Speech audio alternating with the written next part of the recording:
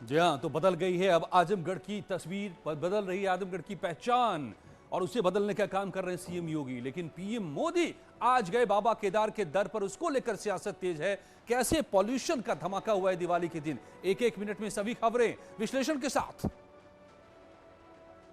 PM Modi सुबह केदारनाथ धाम पहुंचे और बाबा केदार का विधिवत पूजन और रुद्राभिषेक कर आशीर्वाद लिया। मंदिर के गर्भगृह में पहुंचने पर साधु संतों ने पीएम मोदी को अंग वस्त्र देकर उनका स्वागत किया। जिस मिट्टी ने, जिसकी हवाओं ने कभी मुझे पाला पोसा था, उसकी सेवा करने का सौभाग्य मिलना, इससे बड़ा जीवन का पुण्य क्या होता है। बतौर पीएम 5वीं बार केदारनाथ पहुंचे पीएम मोदी ने कहा कि वो जब भी यहां आते हैं तो अलौकिक अनुभूति होती है।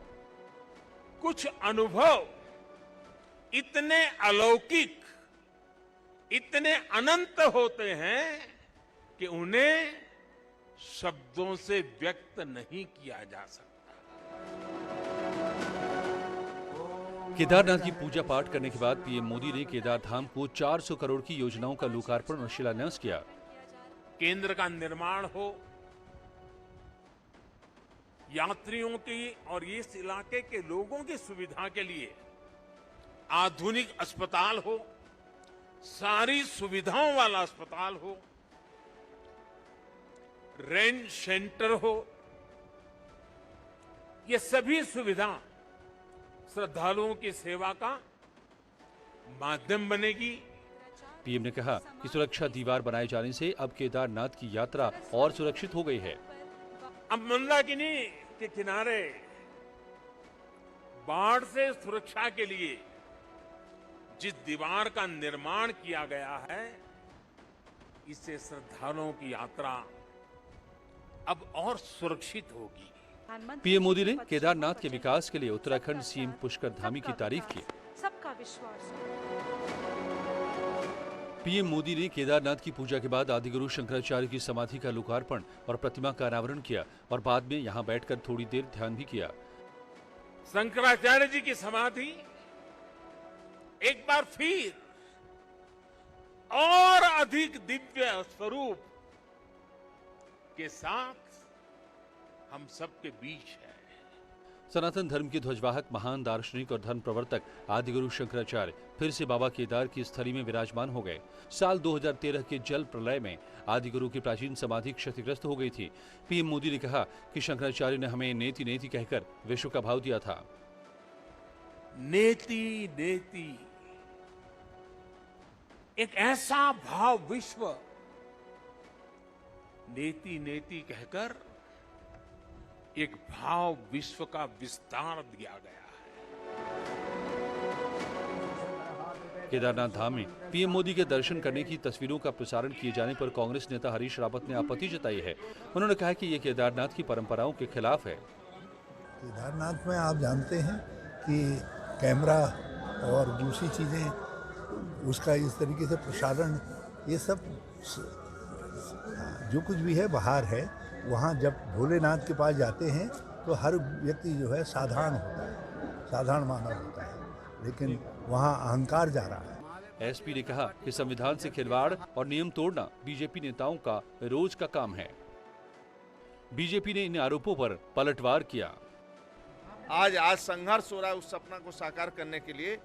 इसी का आदरणीय मोदी जी ने ये इस परंपरा को, जो संतों ऋषियों ने बात कही है, उन्हीं के बात को दोहराते हुए समाज को दिशा देने का काम कर। कोई राजनीतिक नहीं है, कोई राजनीति, हमेशा दलगत राजनीति से ऊपर उठकर कभी कभी देश और राष्ट्र के लिए सोचना चाहिए।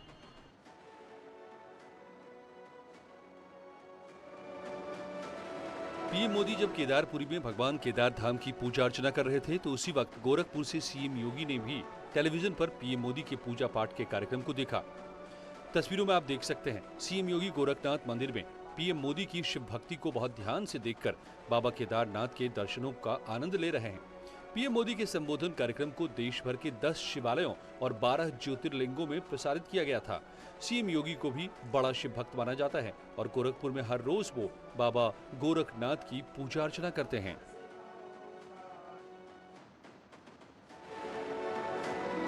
गोवर्धन पूजा के मौके पर मथुरा के गोवर्धन में गौड़ीय संप्रदाय से जुड़े देसी विदेशी कृष्ण भक्तों ने धूमधाम से गोवर्धन की पूजा की और गिरिराज को अन्नकूट का भोग लगाया। ढोल मजीरा और राधा कृष्ण के गीतों के साथ गौड़ संप्रदाय से जुड़े हजारों श्रद्धालु सिर पर अन्नकूट का प्रसाद लेकर गिरिराज तलहटी पहुंचे और गिरिराज जी को 56 भोग अर्पित किया। गौड़ीय संप्रदाय के लोगों में इस दिन का विशेष महत्व होता है। ऐसी मान्यता है कि भगवान श्री कृष्ण के कहने पर ब्रज के लोगों ने देवराज इंद्र की पूजा छोड़कर गोवर्धन पर्वत की पूजा की थी। यहाँ हर साल गोवर्धन पूजा धूमधाम से की जाती है। यहाँ देशी भक्तों के साथ बड़ी संख्या में विदेशी भक्त भी पूजा में शामिल हुए। भक्तों ने यहाँ भगवान कृष्ण को 56 भोग लगाए। कार्यक्रम में राधा कृष्ण के गीत गाए। इस मौके पर भक्त भगवान कृष्ण से सभी संकटों को हरने की कामना भी करते हैं। Of Shri Giridhari Annakut Mahamahotsav, and we came from all over the world just here to receive mercy of Giriraj Govardhan. Giriraj Govardhan, he can fulfill all our desires. Saharanpur के प्लास्टिक गोदाम में भीषण आग लग गई। आग लगने से कॉलोनी में अफरा तफरी मच गई। कॉलोनी के लोगों ने तुरंत इसकी सूचना फायर ब्रिगेड को दी। मौके पर पहुंची फायर ब्रिगेड की गाड़ियों ने घंटों की मशक्कत के बाद आग पर काबू पाया। बताया जा रहा है कि पटाखे की वजह से गोदाम में आग लगी, जिससे प्लास्टिक का सारा सामान जलकर राख हो गया। वहीं गोरखपुर जिले के बढ़लगंज कोतवाली इलाके में एक झोपड़ी में आग लग गई। देखते ही देखते ये आग आसपास की झोपड़ियों में फैल गई। दर्जन भर झोपड़ियां जलकर राख हो गई। सूचना पर मौके पर पहुंची दमकल की कई गाड़ियों ने आग पर काबू पाया। बताया जा रहा है कि आतिशबाजी के दौरान पटाखे की चिंगारी से एक झोपड़ी में आग लगी और वहां रखा सिलेंडर फट गया, जिससे आग और फैल गई। उधर झांसी में भी पटाखों से निकली चिंगारी ने जमकर कहर बरपाया।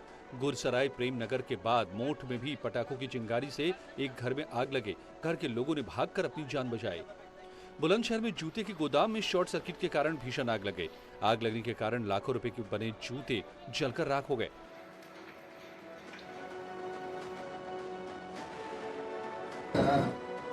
तमिलनाडु में सड़क पर विस्फोट का खौफनाक वीडियो सामने आया है। यहां चलते स्कूटर में धमाका हो गया। धमाके की वजह से एक पिता और पुत्र की मौत हो गई। यहां एक शख्स अपने 7 साल के बेटे के साथ पटाखे खरीदकर घर जा रहा था। इसी दौरान पटाखों में यह धमाका हुआ। धमाका इतना बड़ा था कि पिता और बेटे की मौके पर ही मौत हो गई। हादसे की चपेट में आने से कई लोग जख्मी हो गए। हादसे की पूरी वारदात सीसीटीवी कैमरे में कैद हो गई। वीडियो में देखा जा सकता है कि स्कूटर में कितना बड़ा धमाका हुआ और इसकी वजह से कोहराम मच गया। हादसे के दौरान सड़क से गुजर रहे कुछ लोग भी बाल बाल बचे। हादसा इतना जोरदार था कि स्कूटर सवार पिता और बेटे के शरीर के कई टुकड़े हो गए। कोई कुछ समझ नहीं पाया और विस्फोट हो गया। सीसीटीवी फुटेज के आधार पर पुलिस अब मामले की पड़ताल में जुटी है। जांच में ये बात सामने आई है कि स्कूटर चलाने वाला शख्स पटाखे खरीदकर घर जा रहा था। सीसीटीवी फुटेज में स्कूटर पर पटाखों का बैग भी दिख रहा है। पुलिस के मुताबिक इन्हीं देसी पटाखों से विस्फोट का शक है।